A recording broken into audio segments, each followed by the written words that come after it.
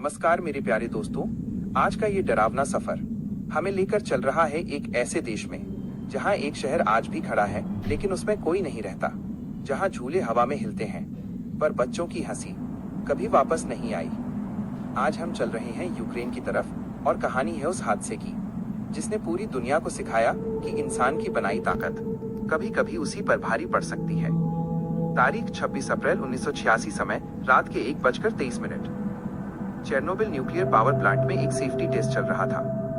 सब कुछ नॉर्मल लग रहा था, कम से कम ऊपर से तो ऐसा ही दिख रहा था, लेकिन रिएक्टर नंबर 4 के अंदर कुछ गड़बड़ शुरू हो चुकी थी।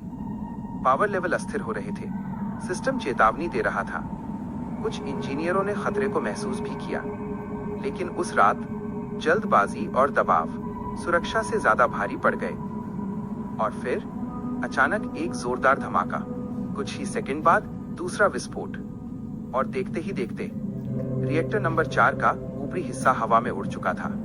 आसमान में उठता धुआं सिर्फ धुआं नहीं था, वो था अदृश्य जहर, रेडिएशन। ना उसका कोई रंग था, ना कोई गंध, ना कोई आवाज, लेकिन उसमें ताकत थी इंसान के शरीर को अंदर से तोड़ देने की।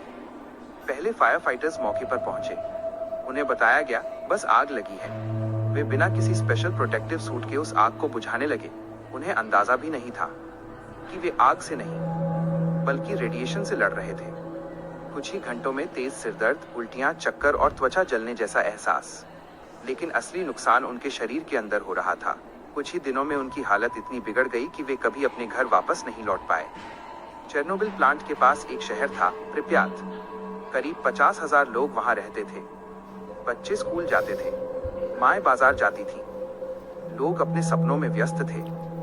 लेकिन अगले दिन अचानक घोषणा हुई, सभी लोग तुरंत शहर खाली करें। बस 3 दिन के लिए लोगों ने अपने दरवाजे बंद किए, खिलौने वहीं छोड़ दिए, रसोई में खाना अधूरा रह गया, किताबें खुली रह गईं।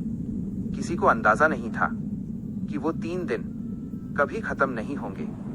आज भी प्रिप्यात में झूले जंग खा रहे हैं, स्कूल की कॉपियां धूल से ढकी हैं और घड़ियां जैसे उसी पल पर रुक गई हों, जैसे वक्त खुद डर गया हो। रेडियो एक्टिव कण हवा के साथ फैल गए, यूक्रेन से निकलकर बेलारूस, रूस और पूरे यूरोप तक। हजारों लोग बीमार पड़े, बच्चों में थायराइड कैंसर के मामले बढ़ गए। दुनिया को धीरे धीरे एहसास हुआ ये सिर्फ एक हादसा नहीं था, ये इतिहास का सबसे भयानक न्यूक्लियर एक्सीडेंट बन चुका था। आज उस इलाके को एक्सक्लूजन जोन कहा जाता है, एक ऐसा क्षेत्र जहां इंसान का रहना सुरक्षित नहीं। लेकिन प्रकृति धीरे धीरे वापस लौट रही है।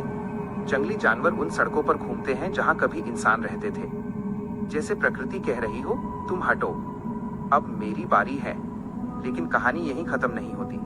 कुछ रिपोर्ट्स कहती हैं ये एक डिजाइन की गलती थी, कुछ कहते हैं जल्दबाजी और दबाव में लिया गया फैसला, और कुछ सवाल आज भी बाकी हैं।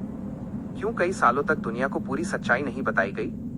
क्या सब कुछ पारदर्शी था या कुछ सच्चाइयां अब भी फाइलों के अंदर दबी हुई हैं?